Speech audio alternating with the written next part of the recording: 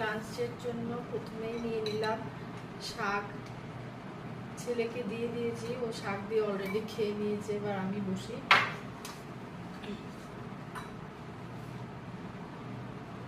শাক খাওয়া হয়ে গেছে তো? আচ্ছা, তারপরে তাহলে কি নিবি? লাউ ঘন্ট?